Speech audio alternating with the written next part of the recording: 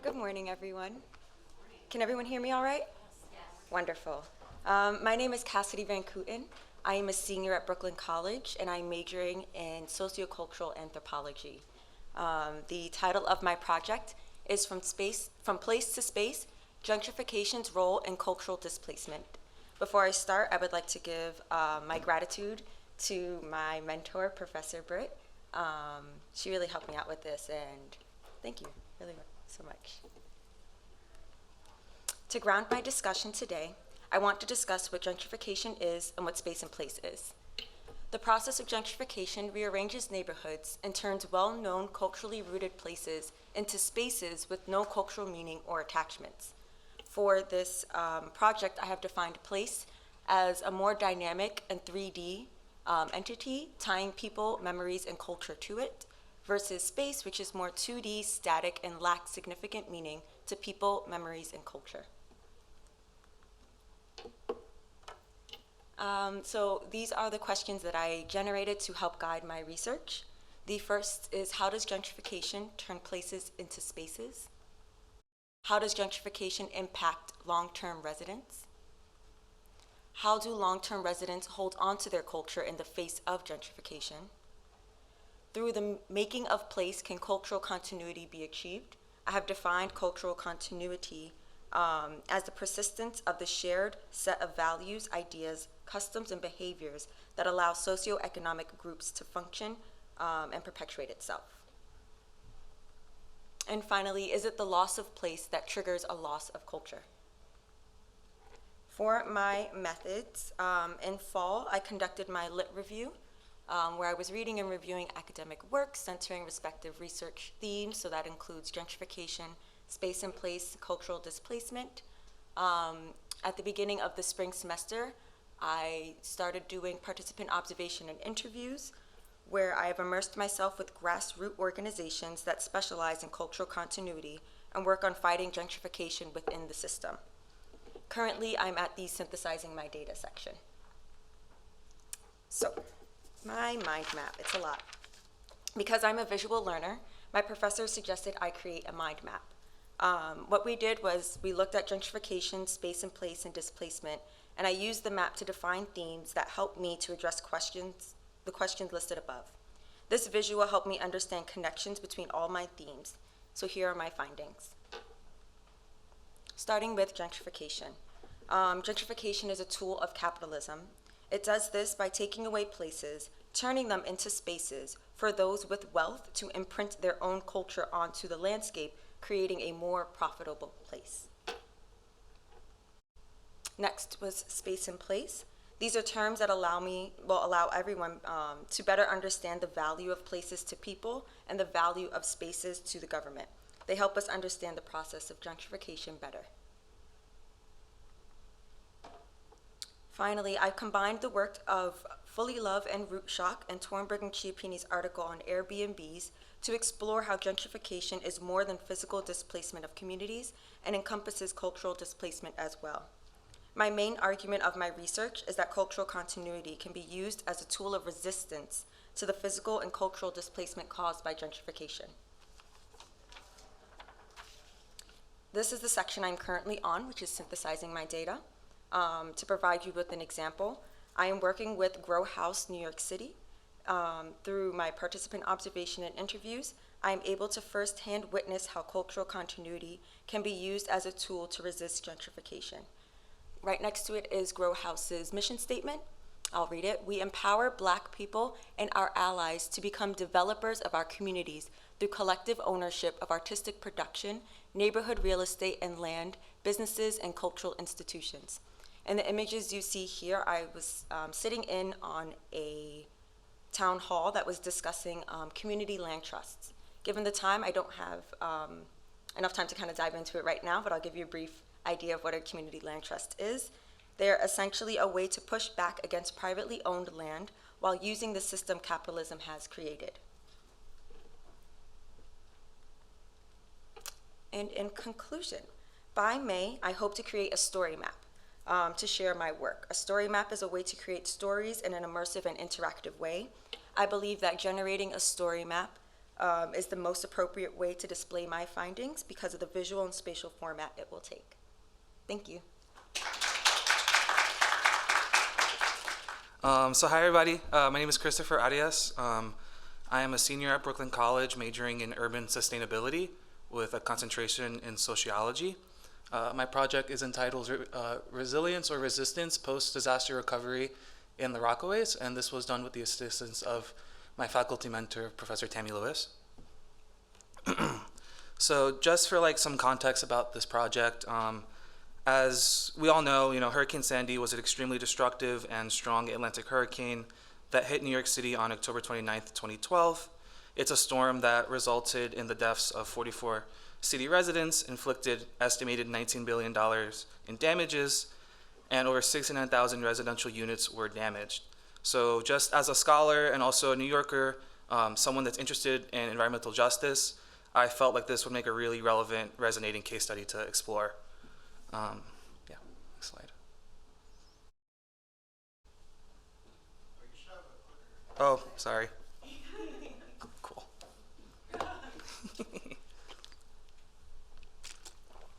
Okay. So first, these are my research questions that just guided where the project was heading. So how does the history of privilege and neglect within the Rockaways inform the decision-making for post-Hurricane Sandy recovery policies? What were the demographic and economic outcomes of the implementation of said policies? And what policy recommendations can be suggested for more equitable and sustainable outcomes for coastal disasters in the future, which will be inevitable? So those are basically the three questions I used to kind of structure how I was tackling this problem. And just early on, just like hypothesis, what I kind of predicted to find would be that post-Hurricane Sandy, that the Rockaways experienced an increase in population and higher housing costs, which I would argue contributes to a model that's not resilient for future coastal disasters. Cool, now methods. How did I break down doing this?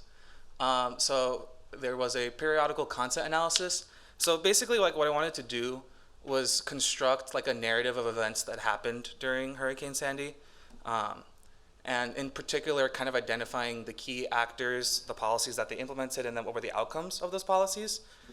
So to construct that narrative, I used the New York Times, and I basically just went through our database and collected looking for those themes, and then identifying said actors, policy, outcomes. Then there's the social explorer component, which is basically, I want to trace what changes have occurred in the last decade in comparison with the rest of the borough of Queens as to compare it with. So this is probably going to include things like race, income, housing status, educational attainment, and so on.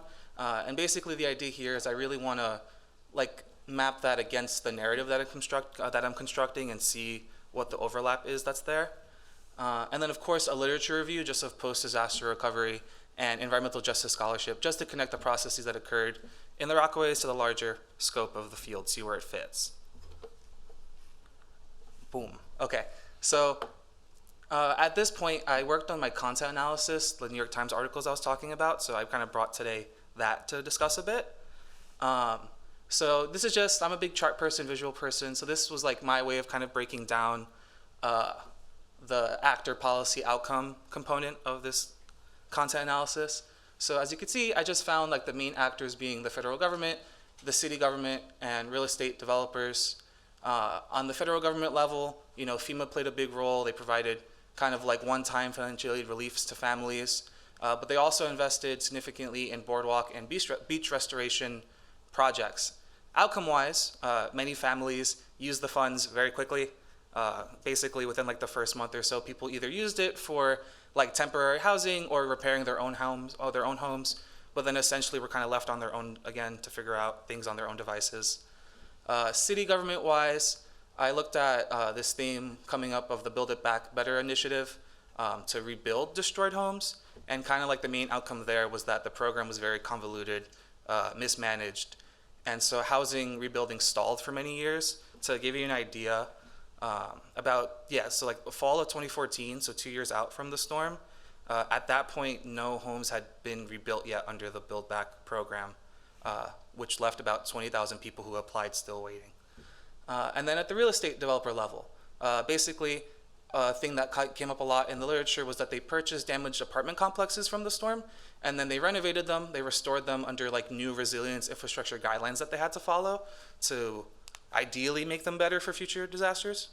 And then outcome-wise, people were describing, how that creates more marketable housing, increased cost of rent, and they also fully occupied all of these housing apartments. So like they're fully occupied. I thought that was an interesting thing to note as well. So,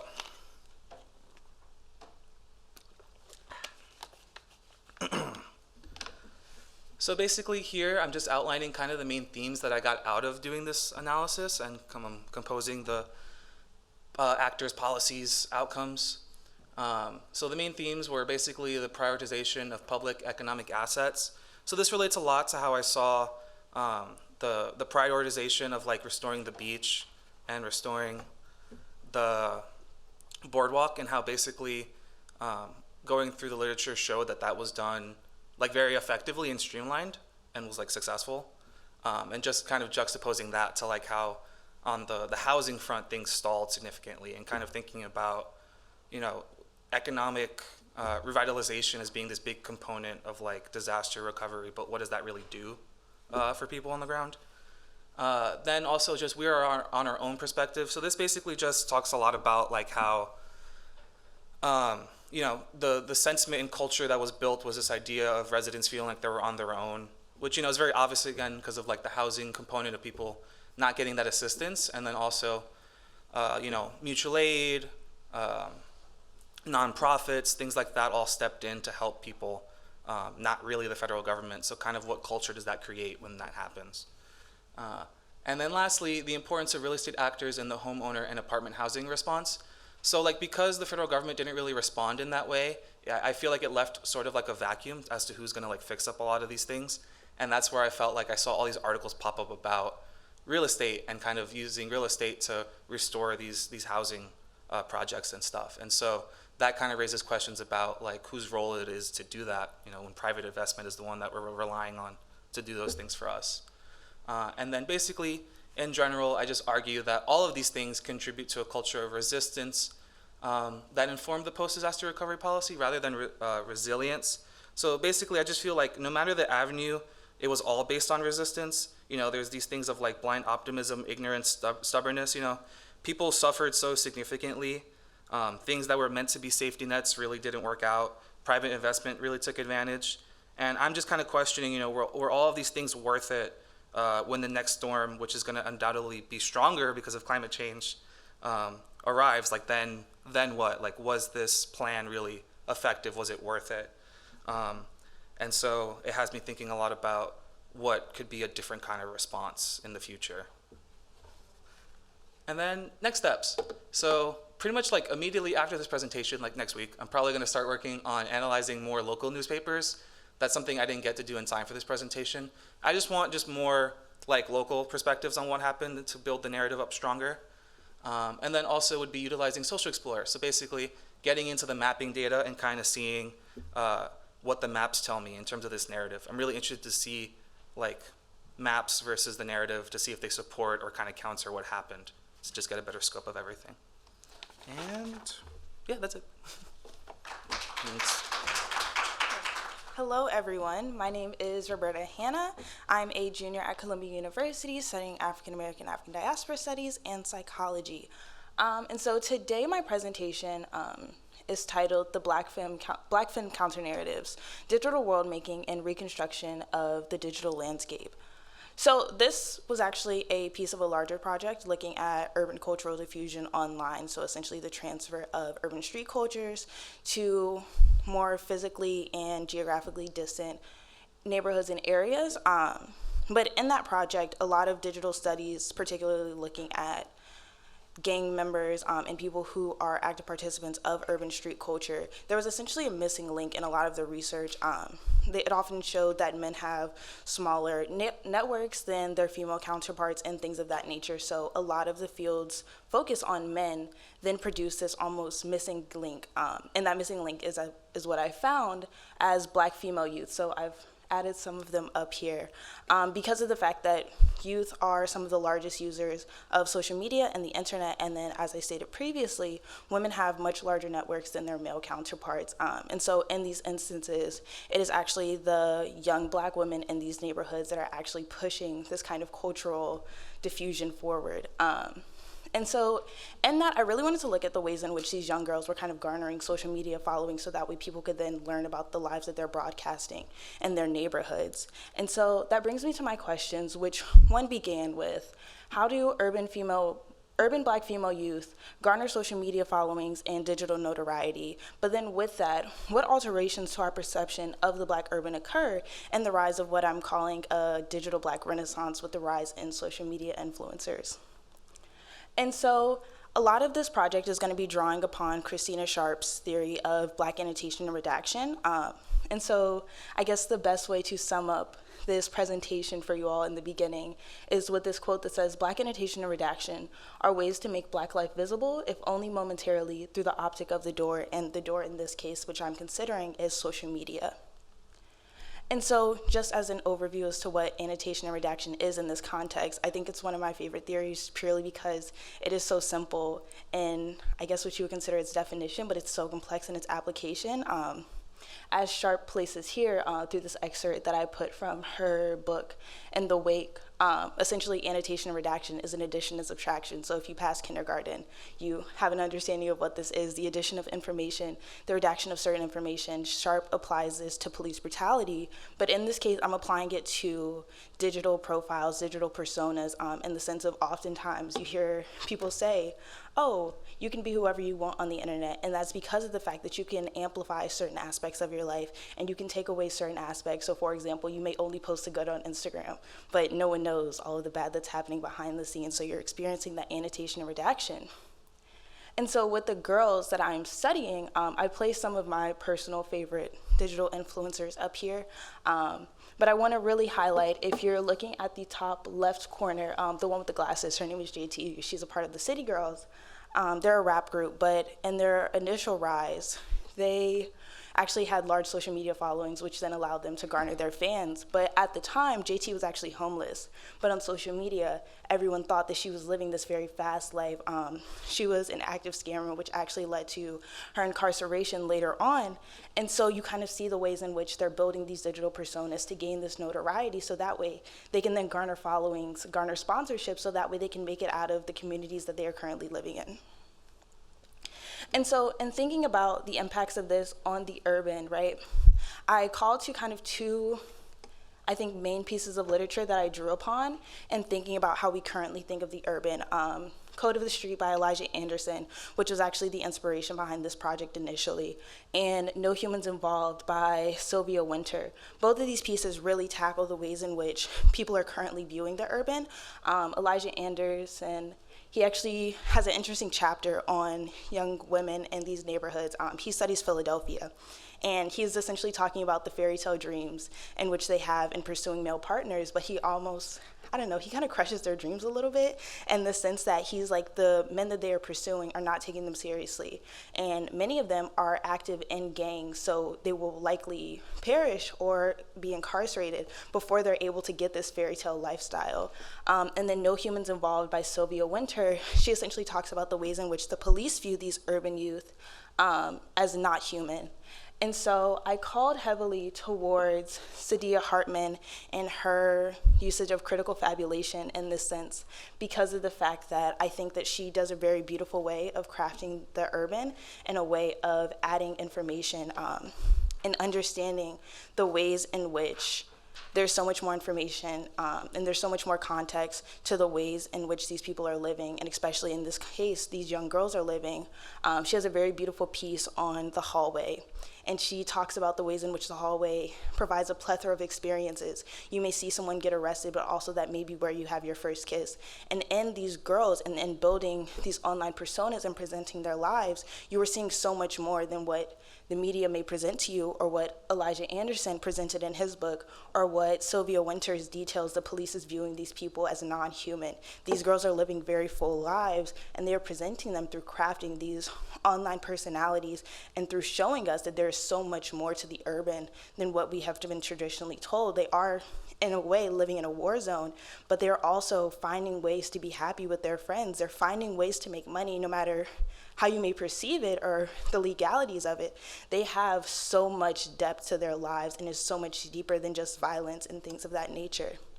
And so I added this painting by Faith Ringgold just because I think it really sums up what I find these girls are doing. As you can see, you have this little girl and she's flying, and there's a George Washington Bridge in the background. And the ways in which I personally view the digital, I view of it as essentially a dream space in which you can dream and craft the life that you want.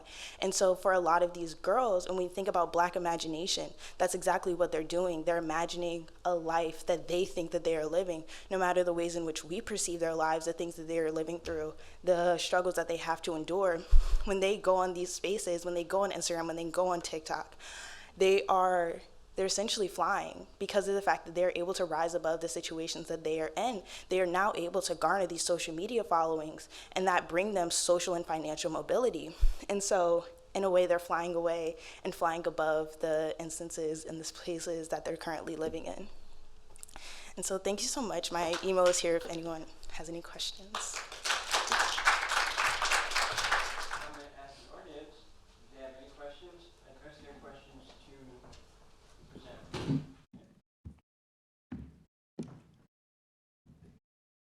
Yes.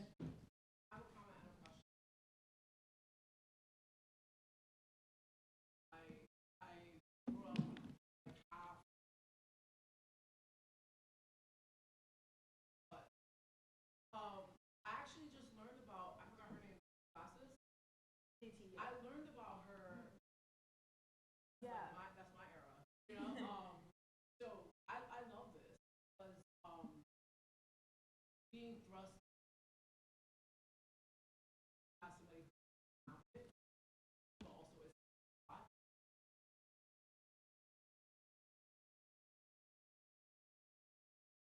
You're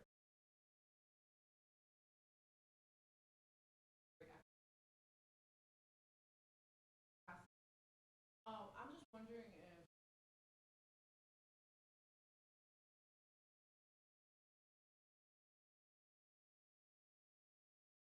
I have a problem with, so I'm not gonna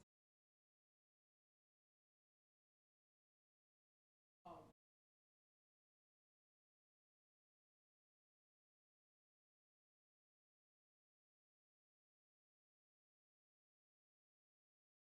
have any yeah, week, then yeah. we can connect after, and then I would love to incorporate that. Currently, I haven't did that. That is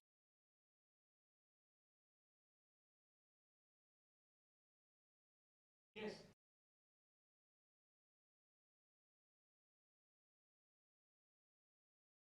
yeah. Cultural. I'll read what I said before, but it's essentially allows us groups finding ways group ways of that when changes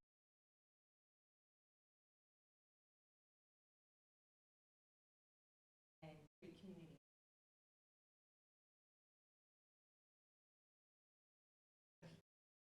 Follow on. What would you say are some real world or New York City of successful? Just curious, you know, in the absence of physical gather like or others' residences, what do you do actually enact? But it's more challenging than it's. It's 100. It requires which for that's something that we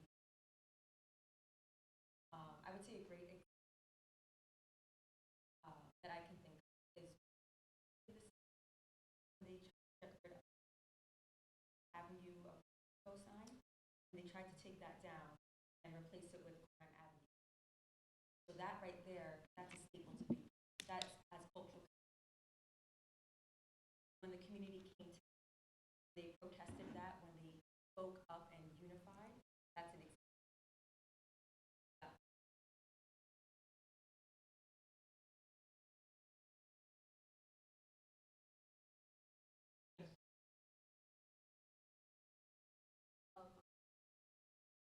So,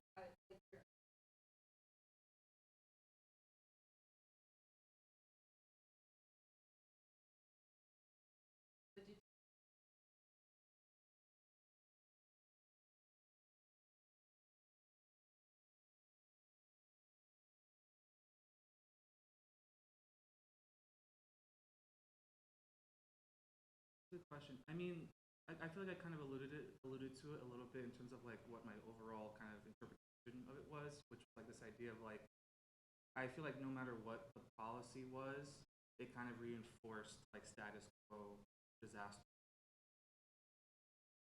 right? So whether it was like rebuilding housing or rebuilding or giving people money to stay and to rebuild, it all kind of reinforces like the idea of like building back better, being stronger, right? And like a lot of that's accompanied by like resilient, like the lingo they all kind of use, right?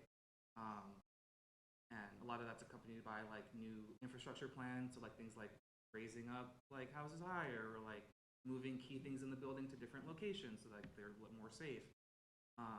And so I feel like in a way like I didn't like get too into it yet because like that's like a kind of its own project or like its own extension of the project. Where like I think the next gradual step is once I construct narrative more strongly is to talk about alternative options. So being like super frank, like the researchers that I'm working with are working with the concept of like managed retreat, a whole other way to deal with. So this is just my contribution to fitting into that, kind of making the argument for stuff.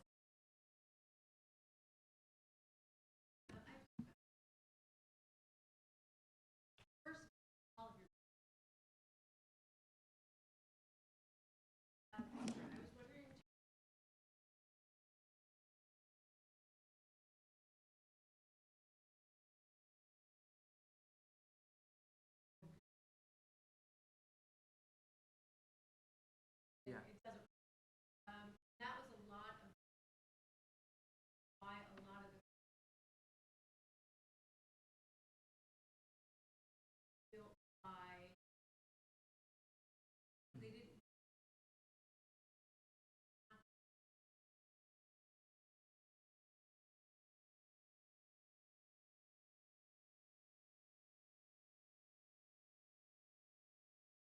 Yeah. Yeah. No, I haven't yet. It's definitely like it was there, like on the radar. Yeah. But just again, just because of like time for this, like I was like, oh, that's like its own kind of component. Because again, like when you get into like the policy stuff, it's so messy and convoluted in so many ways. I just wasn't there yet. Like I am aware of like I do want to dig into. Yeah, and if you Yeah. Cassie, I was wondering if you could tell us a little bit more about. I think it does show another really. I think it's really great example of. So, mission I have community land allows communities that therefore makes and the cost. This process then allows it's more democratic. I've also had you guys that basically breaks down what our different benefits through buildings, community spaces, jobs, right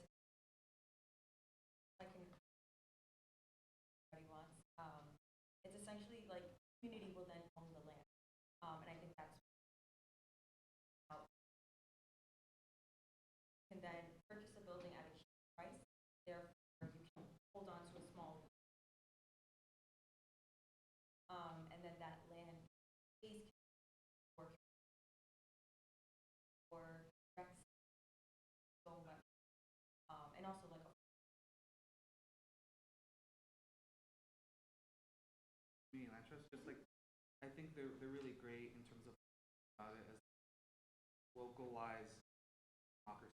So it's like very scaled down, which I think is really important talking about the component of trust and those things, because it's very much like we own this space, so now collectively we must.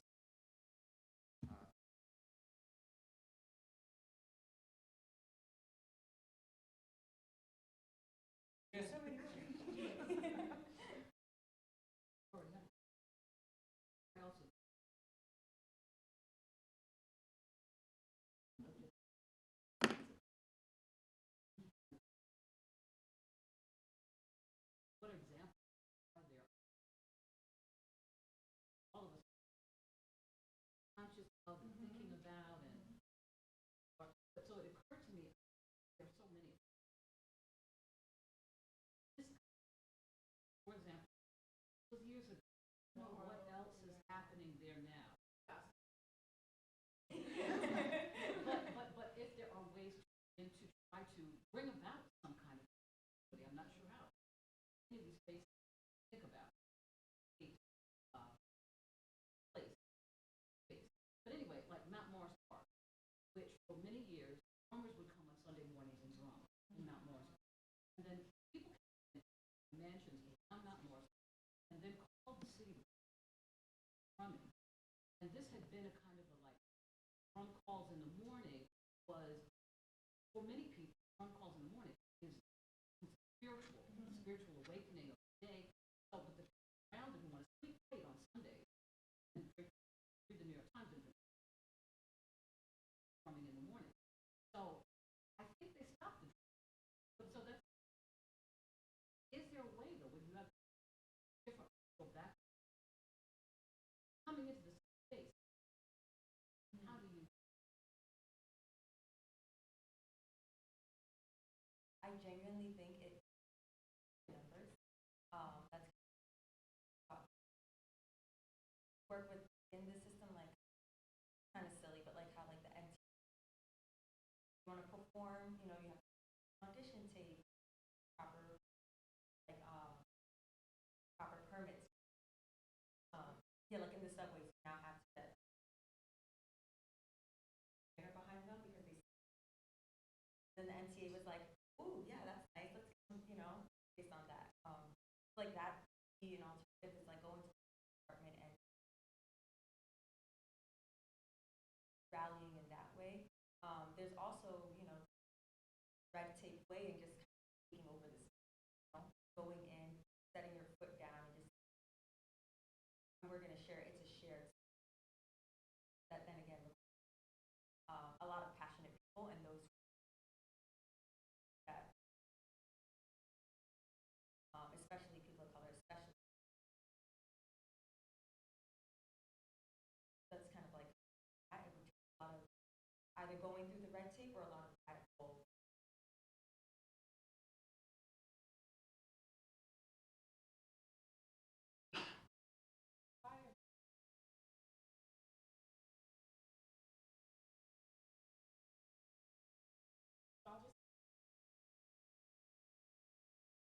But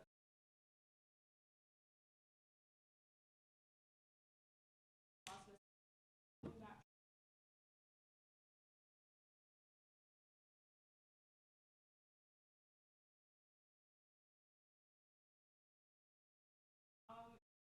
that I wanted I where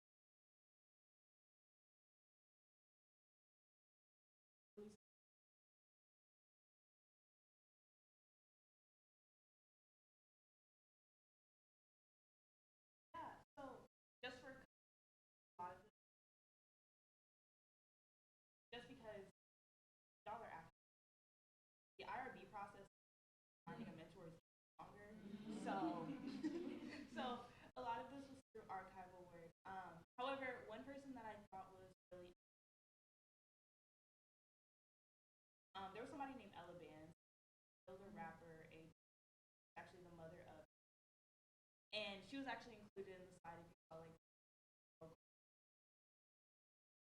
that was her. She had a lot of notoriety.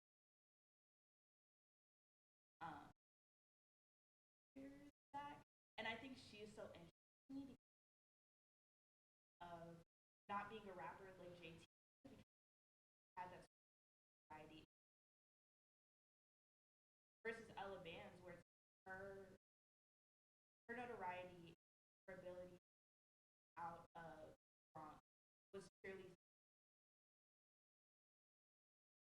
but she got a lot of, and that allowed her to make a lot of, she was able to build this following because everyone bag, Louis Vuitton, never took only tax. It was like she was living a very high life though she lived in the project. So I think it's so interesting. Her active participation, a lot of the other girls in the area were also her active about her. She actually taught how to sing that allowed him to fund his rap. So it's just like this large like communal push to make it out. And then social media part of it no longer had to do that. Now it's like she can make money by cosmetic response. All she has to do is post and she made a lot of money. Was when she was singing, putting freedom out.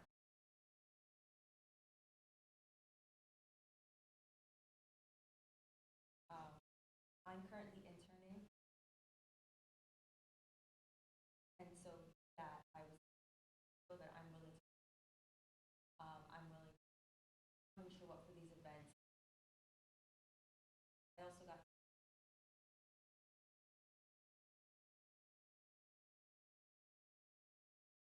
from there. I was able to ask like, why do you care about this? Why is this important?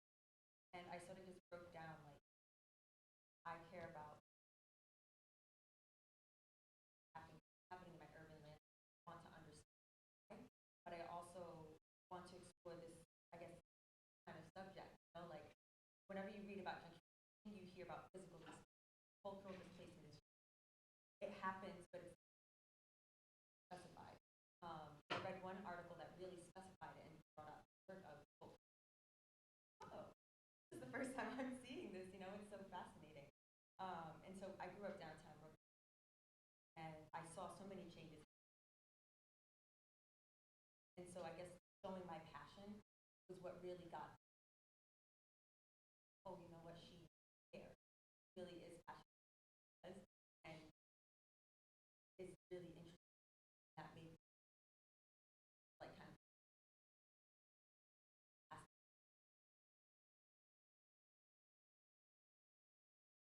Yes. I know everybody very like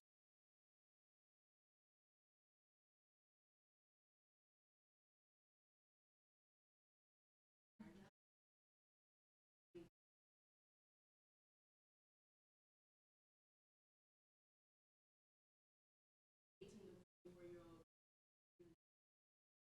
Incarcerated, being murdered. So that is, but the larger reason is the fact that I was geographic ties as to have tribal neighbors. The men aren't able to leave, whereas like essentially they're accepted.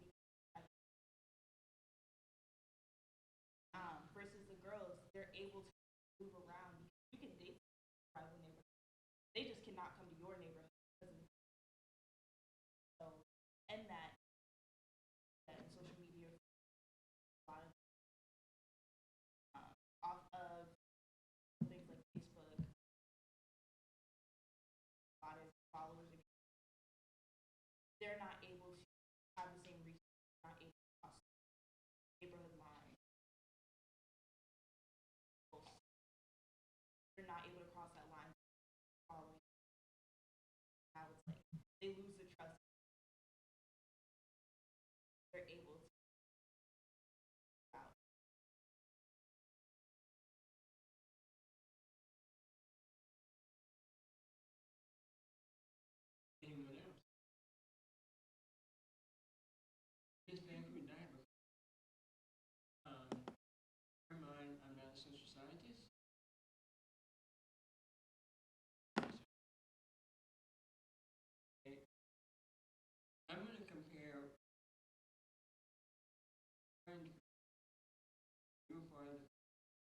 moved into PI, Jewish people that were there. What's the difference between gentrification now and what we did? Parents in entering a neighborhood wherein it was recognized, you could say, racist, but people could say it's a threat to cultural continuity. Okay. This is in the 50s. No. No, I'm just thinking about the change of the Jewish people as for a long time. Jewish people, Irish people, compared to the white people.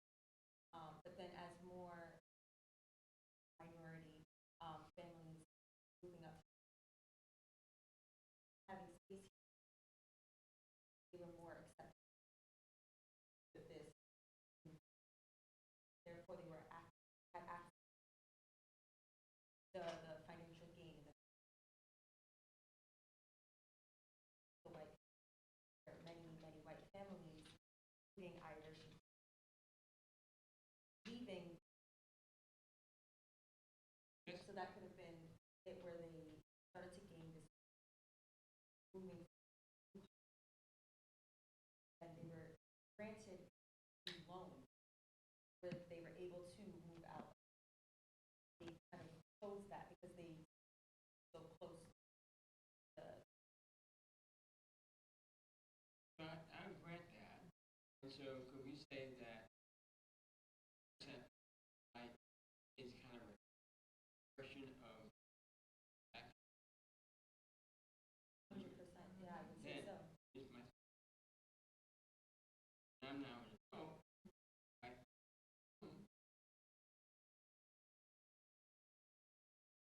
Move back in.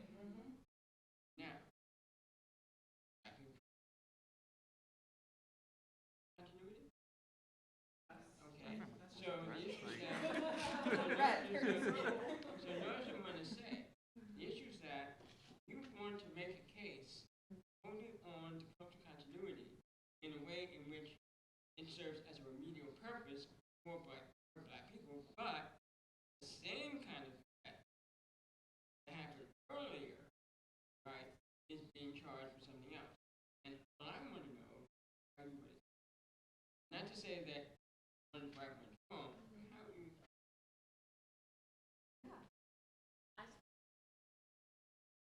that's I'm asking. Yes, please. Just let me continue.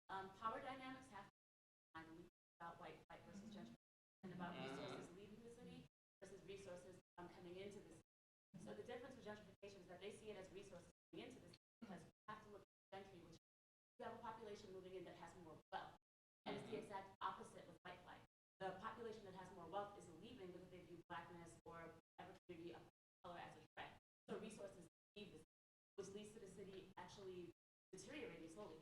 There's less taxes. The people there are poor. And then you get this way in which the city kind of falls apart. But in the opposite, with gentrification, they call it all revitalization.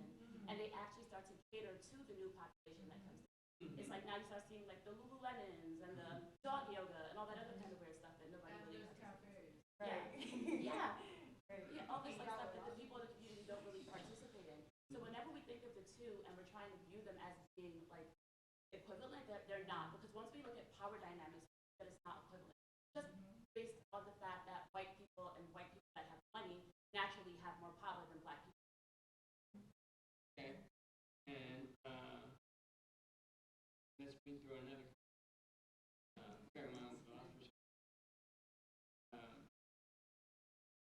The argument for cultural continuity, expressed by Ms. Van Kooten, was the idea of community management. There's no such thing, no such phenomenon today. So the question becomes, is it a matter of being responsive to the threat of capital and the issue of the lack of monies that now finding communities which were never part of the discussion such communities could decimate And so, does that contribute to the idea that you have united about? There's an economic component attached to the issue of this sort of cultural dimension that wasn't there when I was there. Yes. Um, I don't want to make this a debate between me and you. no, because I'm also an anthropologist, Yeah, so okay. I'm helping. Fine, So the issue is culture, right, is seen as the other by white. So white people do not experience. They don't have culture. They come to our neighborhood. I'm gonna say our for the sake of like the argument, right? Because nothing belongs to its indigenous, right? So we're gonna acknowledge that we're on indigenous land. We were here. Let's start there, right? Africans aren't even seen as indigenous. That's another whole problem. Like diaspora, we have to talk about Africa, diaspora, and then indigenous natives. That's where we start, right? White people, they're not part of that. When they come into neighborhoods, they're erasing our culture. That's a problem. Because where are we supposed to go? So we're getting displaced. It's not like a revolving door because the way you're it is like it's a revolving door when it's not. If you moved into a Jewish neighborhood, that is your right to be there. If they come into your neighborhood, that is their right. But they take away our culture, not adding anything of value. That's subjective. Because people like cafes, like croissants, and lattes. I'm not saying, I'm not saying that that's a bad thing. What I'm saying is we all have a right to have what we need to thrive and to survive. So when you take away culture, taking away our livelihoods, indigenous people, we live off. Yes. So, two things. Economics certainly is. The Jewish community, like say, many of them, recreated their culture in, like in 5 towns, they have their schools and their and synagogues and each other in new places. Right, where they can buy and rebuild and renovate. Chinatown, Little Italy. Yes, so they can Brazil. recreate their culture where they want to because of the economic. And I want to mention, I went to Howard University, it used to be, but it's not anymore. And so the black, so vibrant, they don't have another vibrant black culture. They just this Maryland and Virginia and they don't have a way to another.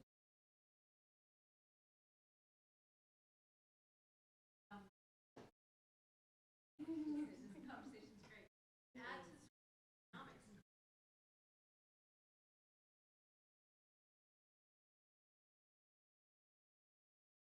I didn't hear that. White flight sort of as a orchestrate. White flight was orchestrated.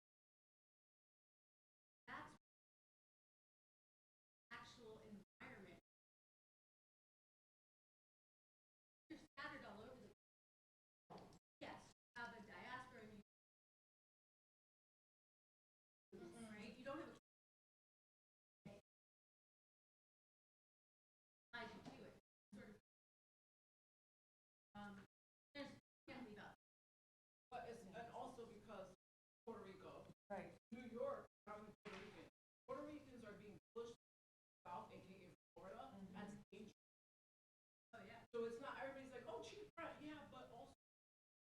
So you look at, you know, it would be lovely to be able to move to a different place and be healthier opposed to being in danger. You know, because why are Puerto Ricans? You know, that's where we belong. Like there's culture in like Harlem. Harlem, you know, because of Columbia and why? Like that whole middle part of Harlem is gone. Like the blackness stops at St. Nicholas. That does something. Shock. Like that does something to have to.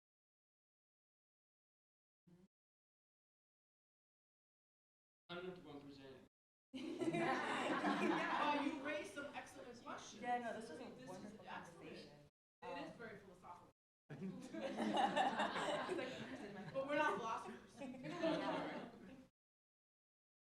Yeah, no, It's this great. is- It's great deep thinking. I love it. This is really great. And I mean, everything that you all were saying just really ties back. And like, really, Right? yeah, I'm just here like, oh my gosh, taking mental notes. This was fantastic. You It really always was. bring the noise. Hello. Cassie. Last year, this year. Thank you. Yeah, no, thank you all for your input. Thank you all for like support and like what I'm trying to say and get at. And it's just, we need that. We have a right to that. We deserve to have that root for that. Like, yeah, sure, we can move out, but we have somewhere to come right. And that's what we, you know, that's a right that everybody should have, is like a foundation that no matter where you go, you can always. It just sucks that right now, when you leave, you don't know what you're doing. And that's just how it is. Change is inevitable, and that's fine. That's okay. We're all gonna have change. But why is it that cultural roots and cultural concepts for other groups, but not for most minority? Are there any more questions?